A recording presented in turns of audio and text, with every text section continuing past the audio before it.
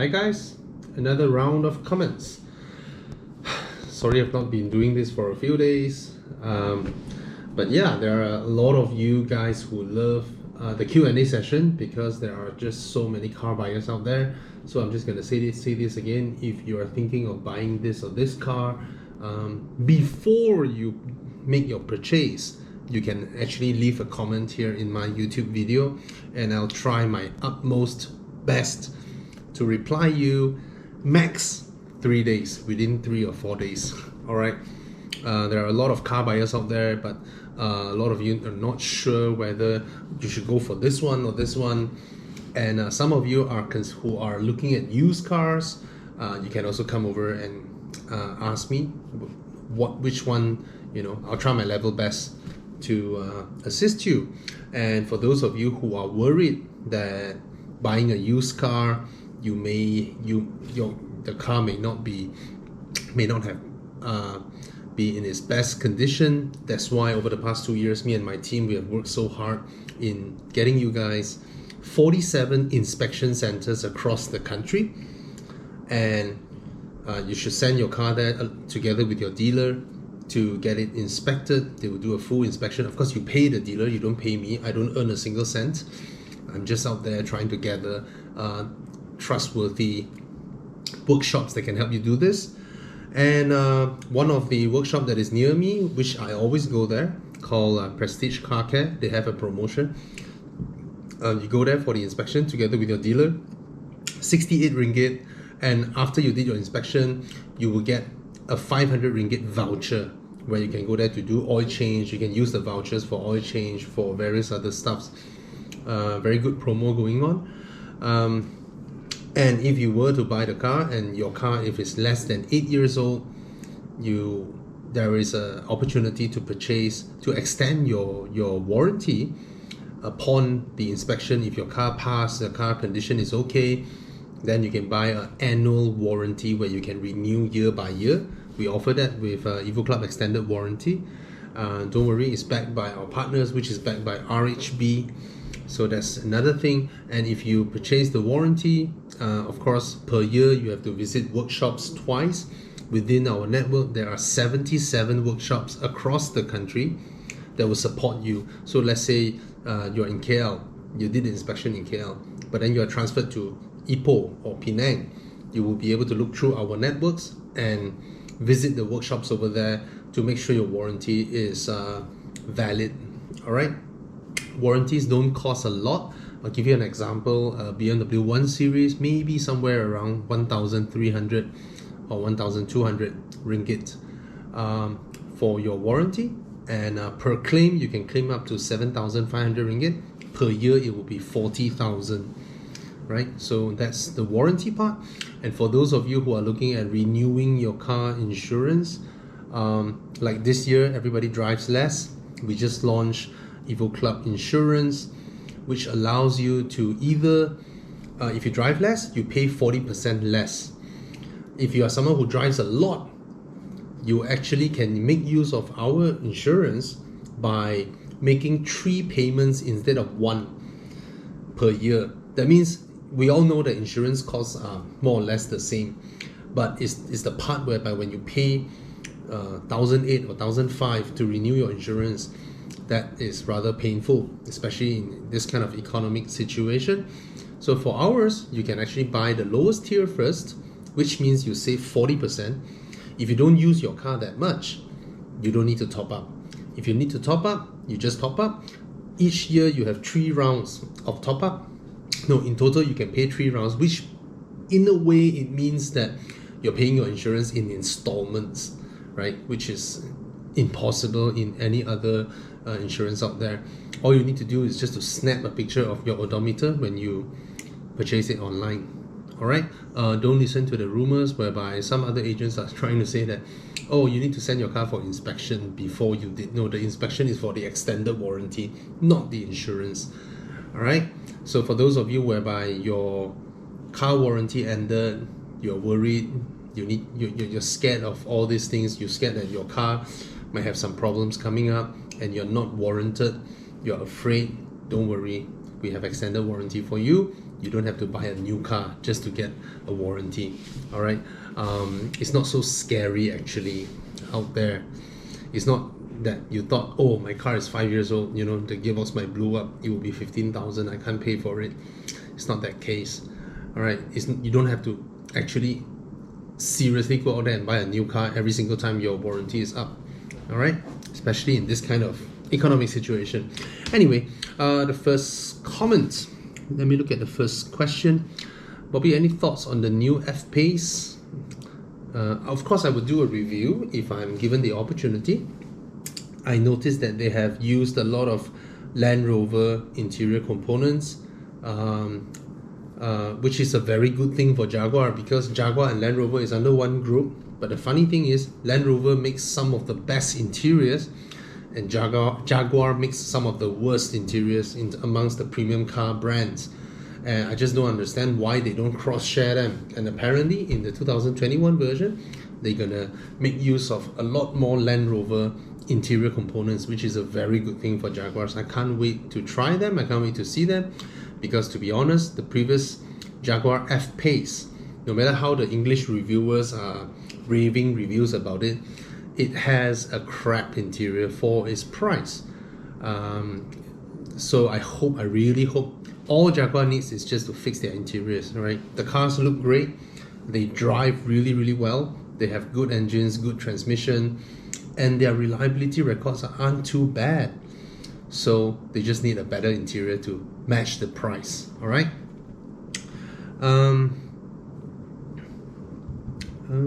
One guy asked, "Hi Bobby, what's your story with Honda?" Now, Honda as a company did not ban me. It's the people who work in there who personally don't like me. Maybe because I'm just myself, right? And that's why they banned me. It's not the company. I believe the bosses don't know about it. So the Japanese bosses. So yeah, I mean, for me, I'm fine. I'm fine. I mean, when I need to review a car, or when a car dealer invite me to go to their dealership to review their cars, I still go, and I still do it fairly and unbiasedly. That's what I do. Okay. Bobby, what's your view on a 2013 Kia Forte as a daily driver? No problems. Of course, it's already 8 years old, so get it inspected, make sure everything is okay, and press their prices. Whatever price they're offering, press it, because it's an 8-year-old Korean car. At the end of the day, see, 2013 Kia Forte. Some people ask me, Bobby, where do you check the prices? There's no market or book value in this world. All right, it's just every market value. Every agency who provides market values to whatever institutions, they aggregate the market value from the market. So where's the market? Mudah and car list, right? So if the prices here change because of demand and supply, it will change, right? So it's about 20 over 1,000. Try and offer 20, 21,000, and you should be fine with it. The good thing with the Forte is that there is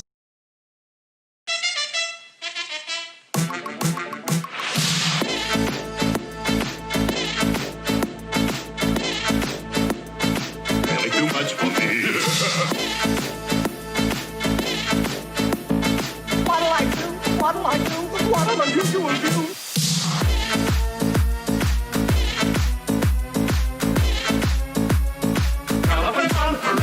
a community. When this car came out, right, there actually was a club. I don't know whether the club is still active, because the car looks good, the car looks sporty. There's a club, there's a community behind it, there are modification parts and all that, so there is a rather huge following. The good thing about this is that there are car guys who join all this. They will take care of their cars really well, so you're in a good chance to buy one that is well taken care of. Okay.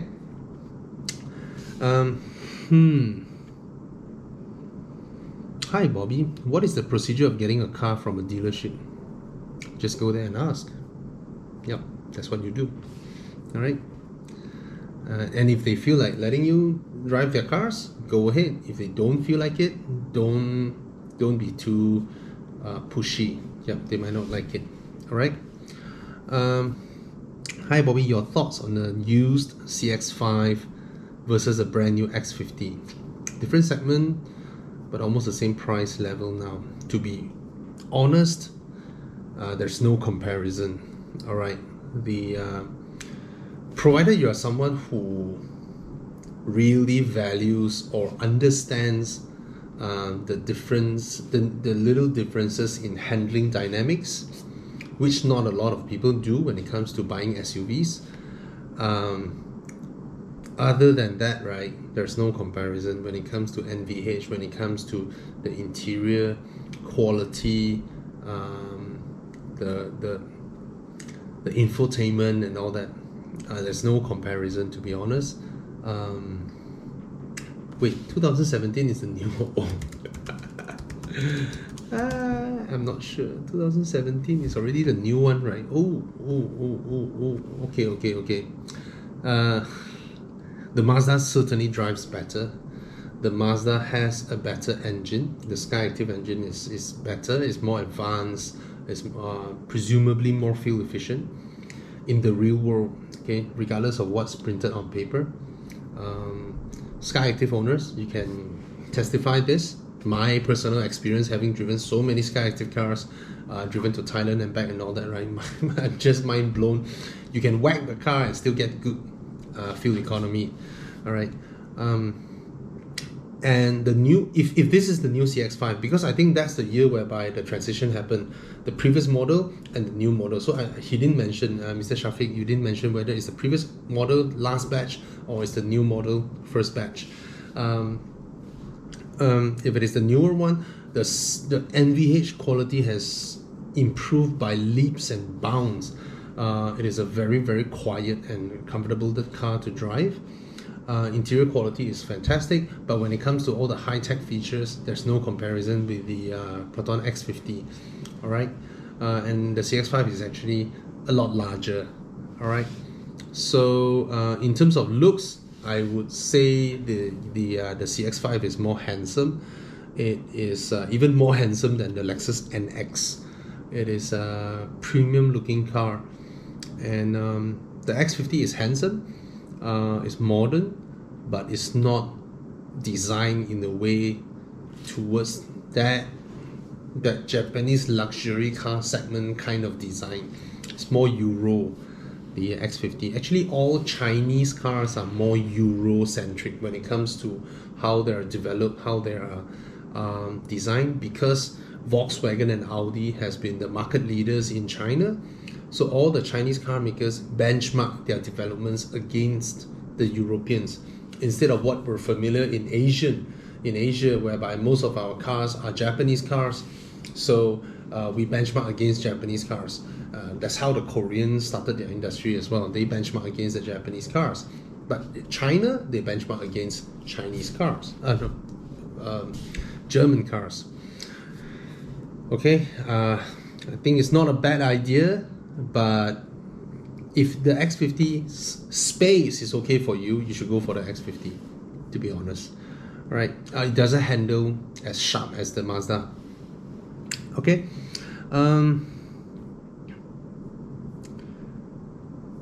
Blah blah blah. Hi Bobby, currently I'm driving a 200 horsepower Mondeo. Been looking at a small SUV or wagon for a second car. Is a 2011 or 2014 Tiguan a good buy? How about B170 or B200?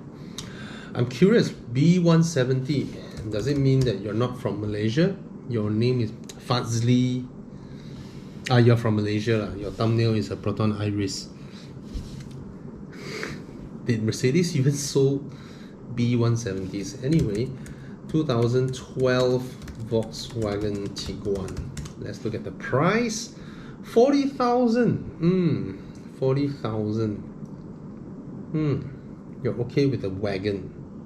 You want a small SUV. Small SUV for a second car. To be honest, your Mondeo is a 4-door 5-seater. You want another 4-door 5-seater car? Even though it is smaller? Is that what you want?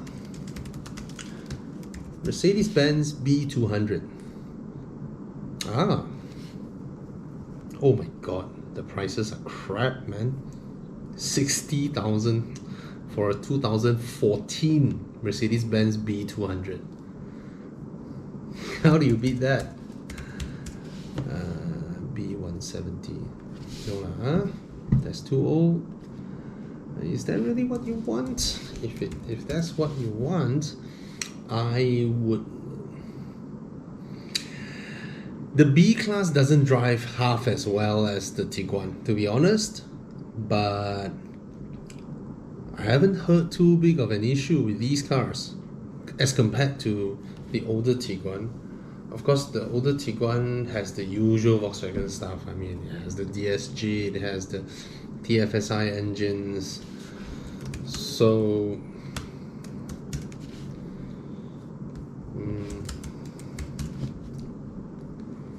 what about BMW? A lot of people forgot about the 2 Series Grand Tourer. 80,000. This is all the Grand Tourer. Why is that so? I thought there is a Active Tourer. What would that be? 218i? Active Tourer 218i.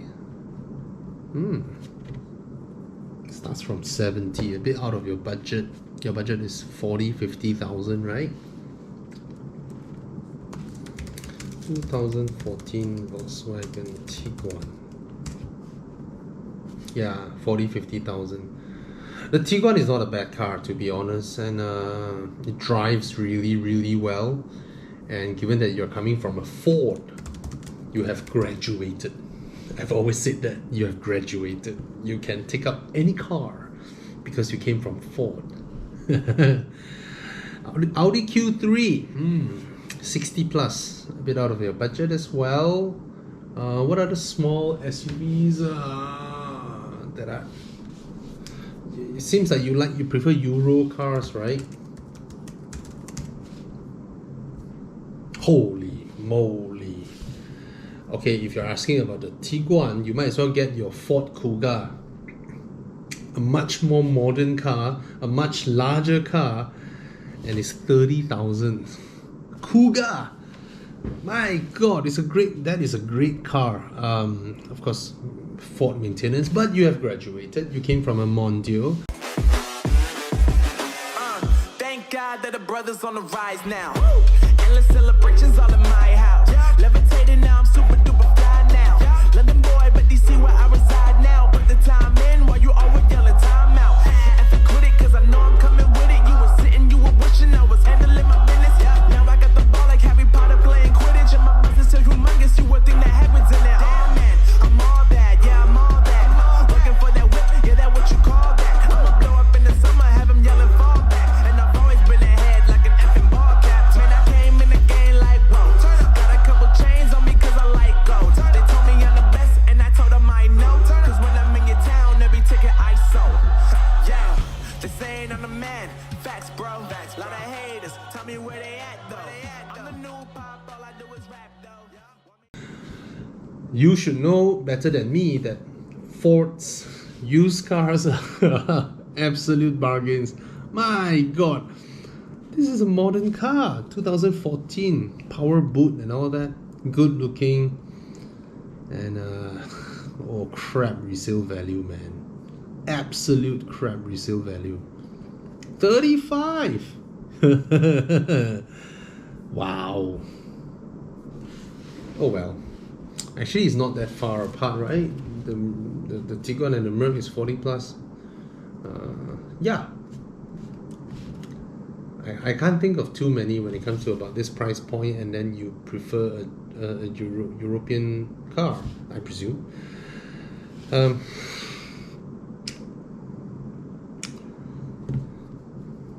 Hi Bobby, can you do a video about purchasing special plates for cars? Is it worth it or just wasting money? Sometimes if you're lucky, you get to buy a special plate.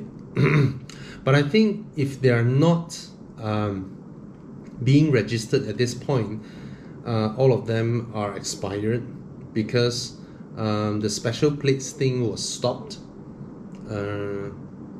from January 2020 onwards, I think, or was it December 31st? All the weird plates, what YYUUGG, all those are stopped, and now you can only get plates that are in the run. Or if you're buying a new car, there are some of these plates that are already registered on motorcycles. Now the thing is this, the weird rule with Malaysia, if you're buying a used car, you cannot get a used plate. You must register a new plate if you want to change your number plate. You get what I mean? If this used car comes with a used plate, you either stick with that or get a new plate. Alright? If you're buying a new car, you can buy an old plate or a new plate. Yeah, I have no idea why. Used cars cannot buy used plates. New car meaning unregistered cars. So if you're buying a recon car, which is actually a used car, but because it came into Malaysia, it hasn't been registered yet, it is considered as a new car under JPJ ruling. You can actually interchange an old plate. You can also get new car interest rates for whatever reason. Alright, so okay, whether it's a waste of money, if you got something that is really unique, like what I got for my previous Volvo, the plate is VIP 1316. I didn't pay a lot for that plate. It's like 2,000 plus ringgit, or less than 3,000 with runner fee, blah blah, and all that add in. So 1316 isn't some crazy 888 numbers or 44444. You know, it's not that kind of number or 2-digit. It's just a 1316. But because when you try to be a little bit fancy with the plates, you put the numbers together. 13 makes up to become a B. All right, and then 166 actually looks a bit like G. So my number plate became VIP big. Yeah, then probably it's worth some money. I sold the car anyway with a plate, and I think the guy would just stick to the plate because that's a nice number plate. Anyway, hi Bobby, G20 330i 2019 A5 Sportback or M4. Using it as my only car, bro, I would go for the M4. Yes, it's a 5-year-old car, but it's an M4. You know, you get to extract way more performance. It's gonna, at the same price point now, if all three of them are the same price point, this car would depreciate the slowest. The M4 would depreciate the slowest. And when it comes to 10 years down the road, this will be the only car that is still worth above 160 or 150,000. The rest will just depreciate down. Alright, so if you're okay with an M4, go ahead. I would, given these three choices, even though it's between an M4, A5 Sportback 2019, and probably a pre-reg G20 330i or something, get the M4. Yes, 5 years old. Yes, you can. Come on, Ryan. All right, get the M4. Hi Bobby, BMW i3 and Mini Cooper E. Of course, I would recommend the Mini Cooper E. The i3 looks, sorry to say that, it looks retarded. It looks like a retarded car. It looks like a retarded version of the i8. So that's the only description I can give. It has the same design cues as the i8, but it's like the You know, it's like both brothers go out and then people are like, oh, that's your brother. Yeah, he's a bit special, you know. Anyway, no offense, but that's how it looks. Hi Bobby, would you recommend a Ford Mustang, a BRZ, or 86? Having driven all of them, of course the 86 drives really well, but to be honest, the Mustang looks like it's worth 100,000 more than the 86, which it is, right? Are you someone who frequent the track days and mountain runs and all that? Do you always do that, or you just want a two-door sporty good-looking car, then you go for the Mustang, right? It is way prettier than the 86, to be honest. Way prettier than the 86. Yeah, and it has proper power, which the 86 doesn't. Okay. Hi Bobby, any comments on the 2003 Subaru Legacy 2-liter GT Turbo? Get it? I had that car and I absolutely love this car. I absolutely love it. And is it worth 60,000 for an unregistered unit? No, it is not worth that money. I know there are a few dealers who had this car stuck in their dealership lots for at least 8 years. Alright, it's stuck there. They just couldn't sell it out, and there's no point buying an unregistered one at this time. But if you're after the mileage, maybe it's up to you. So these cars are absolutely reliable, and but given that it's already so old, 17 years, you should get one from the Subaru gangs. You know, someone who has bought the car, someone who has changed big brake kits, because the brakes are pretty weak in this car. And this car is known for the cracking dashboards, because it was sort of like the first generation soft touch dashboard kind of stuff. They crack, and there's no getting around it. You don't have to buy a new one, because you can't buy new ones anymore. You can only buy from chop shops. And even if you found one that hasn't cracked, it will crack. So just get it wrapped in leather. Wrap the whole dashboard in leather. That's what I did. And you'll be fine. You can't see the cracks, right? And a professionally done one would actually include the stitching that would allow the airbags to come out. But given that it's 2003, it's better for you to not have the airbags. I mean, nobody buys new airbag modules to replace them. It's too costly. And given that it's 17 years old, your airbags are done for. It's not going to work. It might, but get this car. Mechanically, it is wonderful. It is one of the most beautiful cars that Subaru has ever made. It drives beautifully, and it consumes a lot of fuel. But I guess you're a car guy.